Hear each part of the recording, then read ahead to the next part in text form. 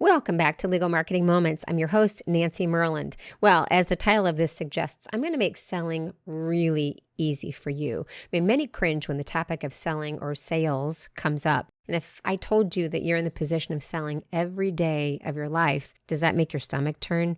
Well, it's true. So what we want to talk about first is that whether you are an attorney whose livelihood depends, either now or in the future, on having another human being spend money for your services, or let's say you're an IT professional whose responsibility it is to sit at a help desk and take phone calls from frustrated users, you are in the business of selling. My first jobs out of college were in sales, so I've been right there with you. I've been through some of the best sales training in the world with a company that used to be called LM Berry. I believe now it's called The Berry Company. And I was sent out of town for 2 weeks of sales training before I was ever allowed out on the streets for what was, in retrospect, one of the most difficult products to sell. And I also sold real estate and title insurance after that. And the truth is, I'm in sales again as I run my own company because I have to talk to you about what I offer and what I suggest for you every day of my life, every day that I'm working of my life. And we can't avoid sales, so why don't we just make it a little bit easier, or actually a lot easier? So here goes. Knowing we can't get away from it,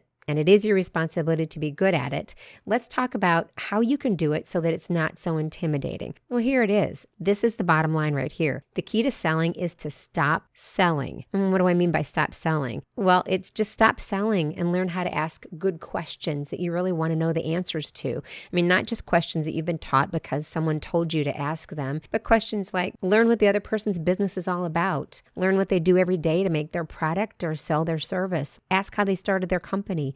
Learn how they got there, learn where they want to go, learn what's working, learn what's not, and so much more, but I think you get the idea. So yes, the key to selling is to stop selling and start listening, because only then you can adequately even begin to think about what you have to offer that might be remotely interesting or necessary to another person. And you might even learn that you're not the best solution, and you have the opportunity to suggest another path or another person or maybe even another solution.